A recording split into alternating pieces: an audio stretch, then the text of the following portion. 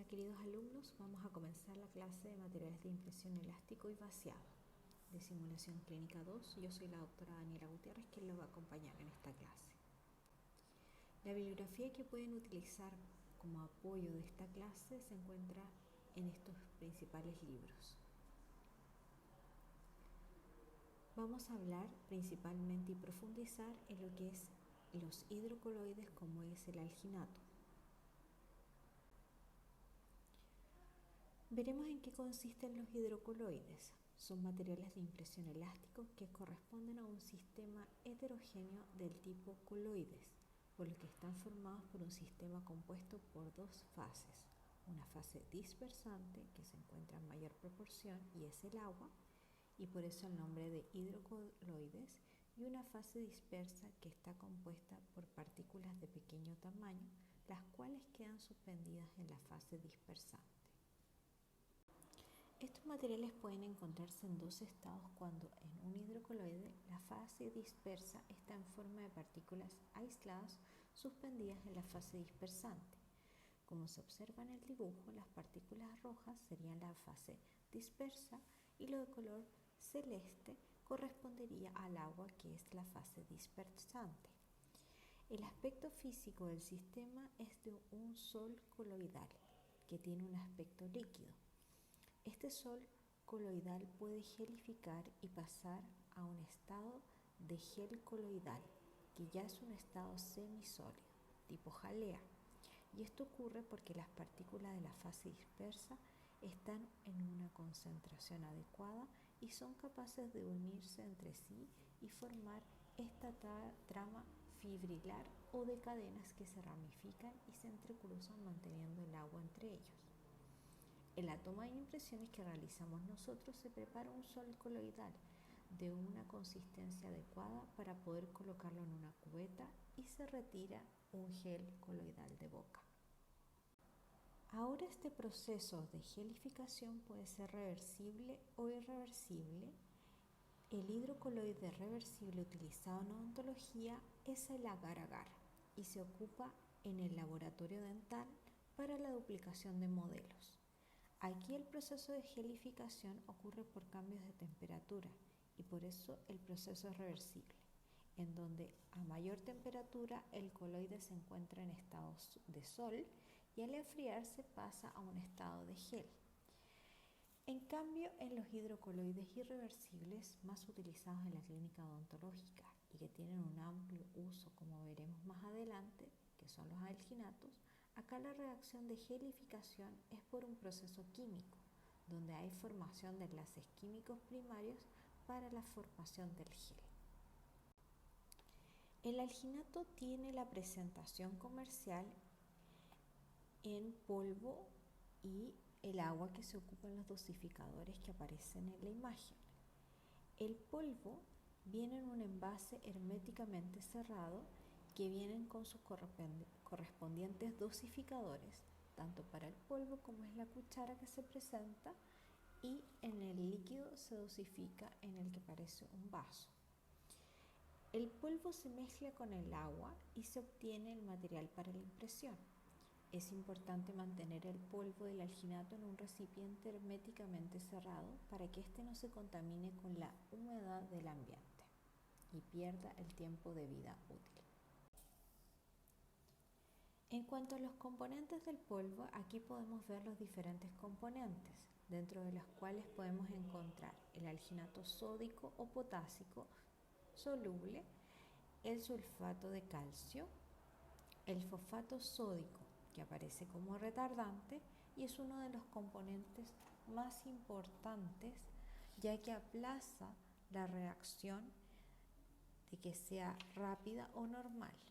Por eso la sal de fosfato sódico se le denomina retardador y de él depende el tipo de alginato que tengamos, si es de gelificación rápida o de gelificación normal.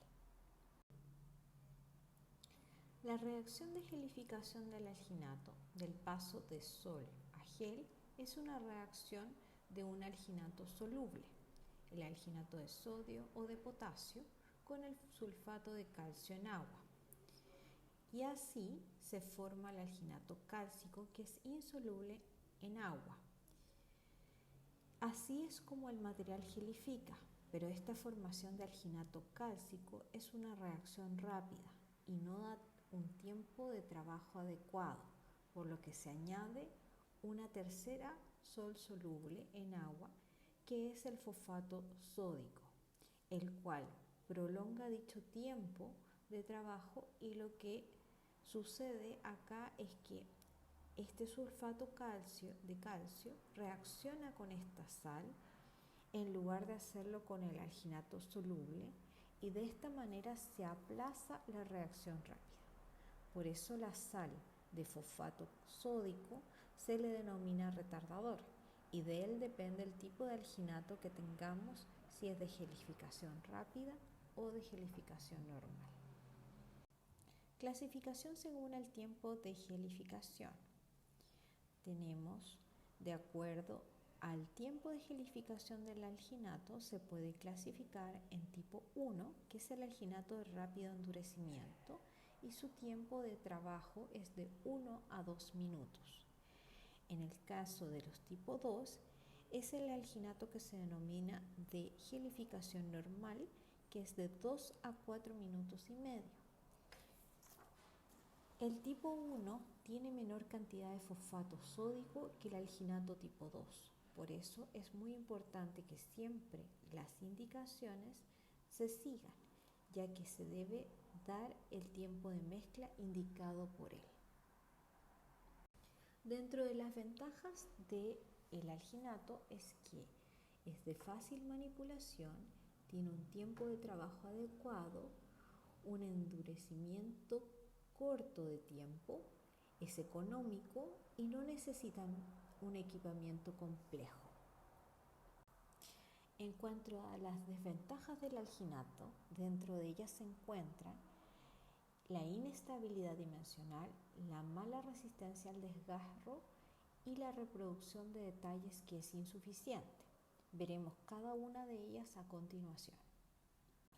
En cuanto a la inestabilidad dimensional, los alginatos tienen una mala estabilidad dimensional, pues pueden sufrir de distintos fenómenos. El primero de ellos es la imbibición. Consiste en que el alginato puede captar agua hacia la estructura del gel, lo que se traduce en una expansión del material. El segundo fenómeno es la evaporación, que es la pérdida de agua por el cambio de humedad entre el medio ambiente y la boca, por lo que el alginato sufre contracción.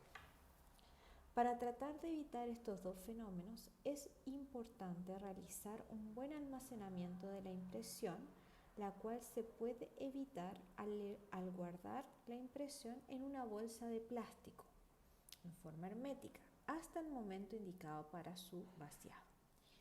Y por último, se encuentra un tercer fenómeno, que es la sinéresis, que ocurre cuando me demoro más de lo indicado en realizar el vaciado y se produce una contracción del gel, ya que se expulsa un exudado, el cual es de características hidrosalinas. Por lo tanto, hay un momento adecuado para realizar este vaciado, el cual depende de la recuperación elástica y de la sinéresis. Es por esto que cuando tenemos una impresión de alginato, debo esperar 15 minutos mínimo para lo que es la recuperación elástica y 30 minutos máximos para que no se empiece a producir la sinéresis. En cuanto a la mala resistencia al desgarro, la resistencia de los alginatos al desgarro dependen de la velocidad de deformación de la impresión. Esta resistencia al desgarro aumenta con la velocidad de deformación, es decir, la impresión debe ser retirada con un movimiento rápido para evitar la deformación permanente y el posible desgarro. Y también, para aumentar esta resistencia al desgarro, es importante que el grosor del material sea el adecuado. Por lo tanto, se debe elegir bien la cubeta, una cubeta adecuada para cada paciente, En general, si el alginato mide menos de 5 milímetros de grosor, queda muy débil y es probable que se rompa al retirar la impresión. Si se compara en cuanto a lo que es la reproducción de detalles, en el caso de los alginatos son insuficientes en comparación con un material que van a ver más adelante, que son las siliconas. En este caso, la reproducción de detalles del alginato es de 50 a 75 micrones, en cambio en el caso de las siliconas es de 20 micrones, por eso su reproducción de detalles es superior al que tienen los alginatos. ¿Cuáles son las indicaciones para poder seleccionar el alginato como material? Para la confección de modelos de estudio y de algunos modelos de trabajo, como veremos a continuación.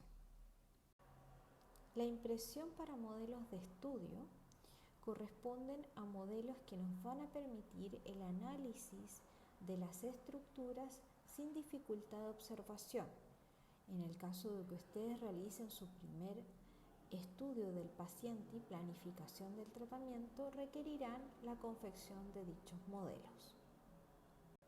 También tenemos la indicación de impresión para confección de estampado plástico, como es en este caso para cubetillas individualizadas para el paciente para proceder a una técnica de blanqueamiento. Por otro lado, tenemos impresiones para la confección de férulas oclusales o más conocidos como planos de relajación.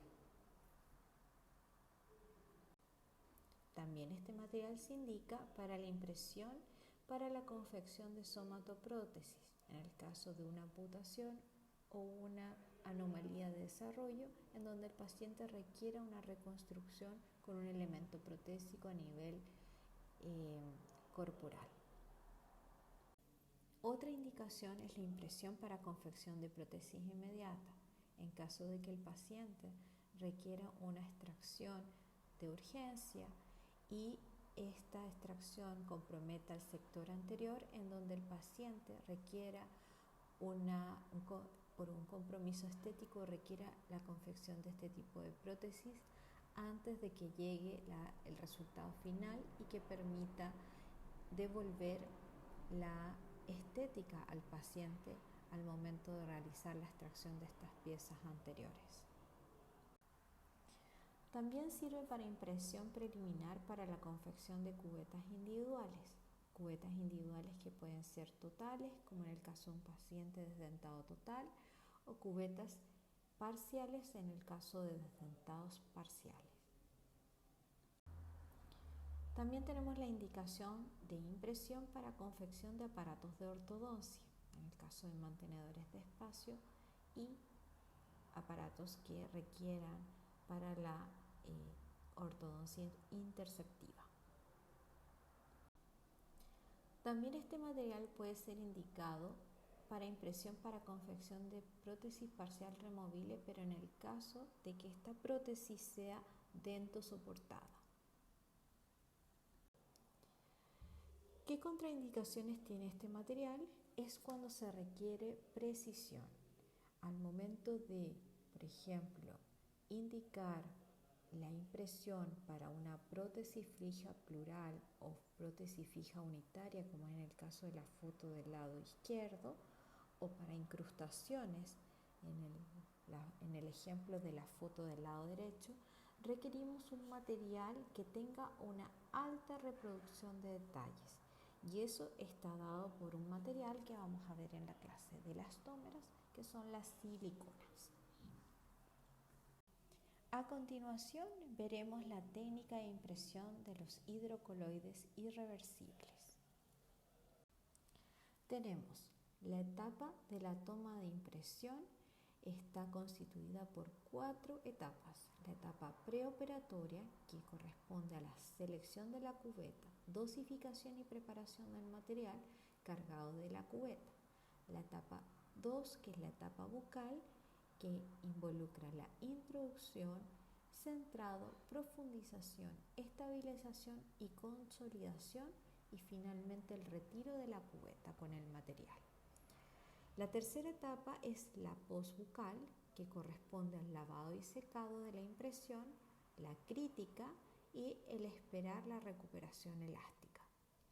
Finalmente, la cuarta etapa de laboratorio, que corresponde al vaciado de la impresión y confección del zócalo, lo desarrollaremos en la clase de yesos. En relación a la etapa preoperatoria de la selección de la cubeta y materiales, es importante contar con un stock suficiente de cubetas de distintos tamaños, sentar al paciente en la posición más adecuada para la toma de impresión del maxilar superior. Generalmente en el maxilar superior el paciente debe estar con una inclinación de al menos 45 grados, ya una ubicación que sea cómoda para la ergonomía de al momento de usted tomar la impresión, y con la cantidad de cubetas que presenta, seleccionar una cubeta indicada para el tamaño del maxilar a impresionar. La cubeta tiene que entrar holgada y debe dejar un espacio de al menos 3 milímetros como mínimo entre los flancos de la cubeta que se encuentran apoyadas en el vestíbulo o la distancia que presenta con los dientes a impresionar, para evitar que se produzca el desgarro del material. Además, debe contar con el material a impresionar, los dosificadores, las tazas de goma, también espátulas de alginato que son de plástico y son de amplio tamaño, y espátula de yeso para poder realizar el vaciado. En la etapa preoperatoria, la dosificación y la preparación del material es muy importante. En la primera imagen superior del lado izquierdo de su pantalla, observa cómo el operador toma el frasco de polvo con ambas manos y lo agita de un lado hacia el otro para poder homogeneizar el polvo. Esto es muy importante en los materiales que han estado por mucho tiempo almacenados. En la segunda imagen se observa cómo con la especie de cuchara se dosifica el polvo, el cual se toma suavemente y se incorpora completamente hasta rellenar completamente la cuchara. Posterior a eso se utiliza una espátula, ya sea la de alginato o la de yeso, que permite ingresar a nivel de la cuchara y eliminar esos vacíos que quedan adentro en el interior de la cuchara, con los espacios de polvo que puedan quedar. Finalmente, cuando estos espacios ya están listos y rellenados con el polvo, se enrasa la cuchara con el canto de la espátula que usted está utilizando. No se presiona más allá de la cuenta, o si no, nosotros tendemos a incorporar mayor cantidad de polvo a la mezcla, y esto puede alterar la dosificación o la proporción de polvo y líquido. Finalmente, la cuchara se debe ver con buena cantidad de polvo, sin espacios entre las partículas de polvo, evitando de que falte de este material. La dosificación, de acuerdo a las medidas indicadas por el fabricante, generalmente es de 2 polvos y 2 de agua, por lo tanto es una dosificación 1:1, ¿ya? Esta cantidad de material depende del tamaño de cubeta que usted ha seleccionado para su paciente. Este polvo usted lo aplica en la taza de goma y posteriormente va a dosificar el agua. El dosificador de líquido también viene marcado con distintos niveles de agua que usted va a proporcionar, la cantidad de líquido relacionado con la cantidad de polvo y el tamaño de cubeta que va a necesitar. Es importante que mantenga las proporciones y que no son intercambiables estos dosificadores de acuerdo a diferentes marcas, ya que esto puede alterar la proporción indicada por el fabricante. También es importante que al momento de dosificar el agua, ésta se encuentre fría, y no se encuentre ni tibia ni caliente, ya que esto alteraría también la mezcla que usted va a realizar. Una vez que tenga listo y dosificado el líquido, este se aplica en la taza de goma con el polvo que ya se fue incorporado. Es importante que antes de mezclar, usted se asegure que su paciente se encuentre con las superficies dentarias limpias y secas, y para eso, antes de preparar el material, en la clínica usted tome la jeringa triple y seque suavemente las superficies o retire algún residuo que puede haber quedado, incluso si tiene que repetir impresión. Una vez que ya tiene observado esto en clínica, procede a la incorporación del líquido al polvo.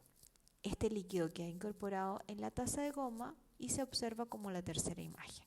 Ahí usted tiene que empezar a utilizar la espátula de alginato con movimientos aplastantes contra los flancos de la taza de goma, o sea, contra las paredes de la taza de goma, y debe girar la taza de goma para que los movimientos de aplastar sean continuos y firmes, ¿ya?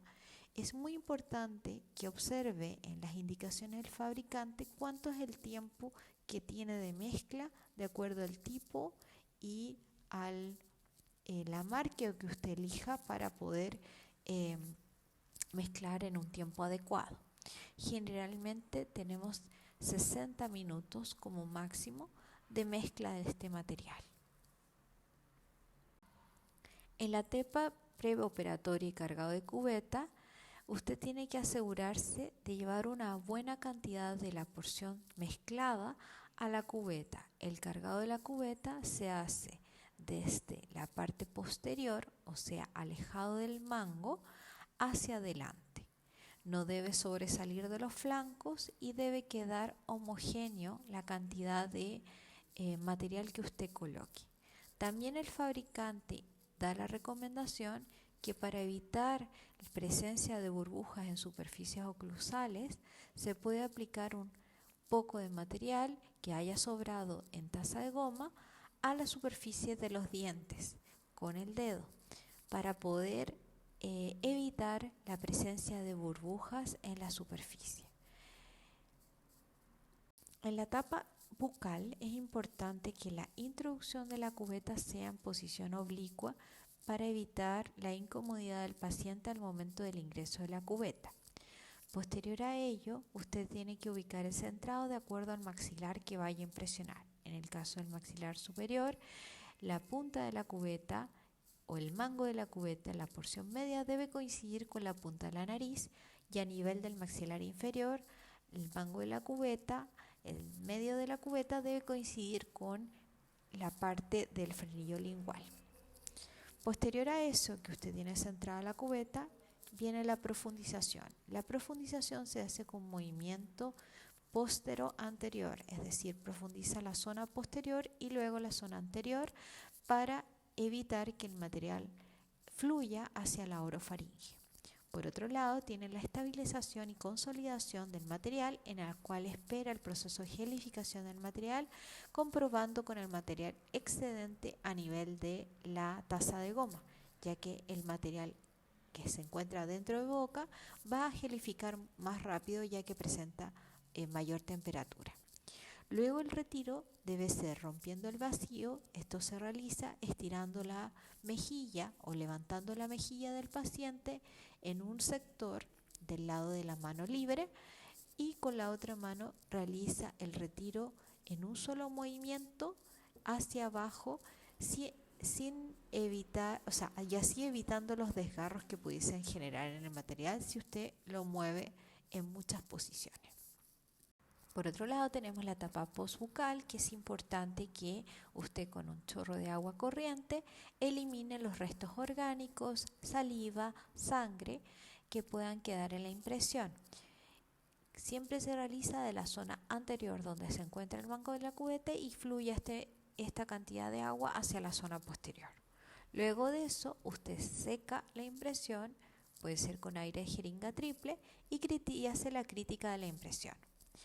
Para poder esperar el tiempo de recuperación elástica, que es mínimo de 15 minutos, usted coloque su impresión en una bolsa tipo Ziploc cerrada y no pase de los 30 minutos para poder realizar el vaciado.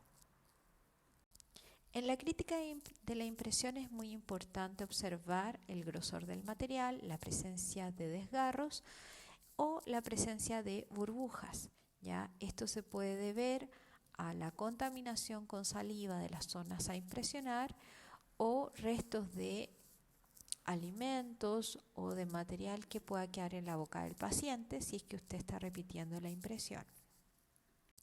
A continuación vamos a ver los errores más comunes de la toma de impresión. Errores de la técnica de una mala dosificación. Aquí vemos en la imagen cómo se encuentra el polvo con falta y espacios en la zona de abajo en la parte de la cuchara. Por otro lado tenemos el líquido que se encuentra con menor cantidad a la línea de demarcación que debería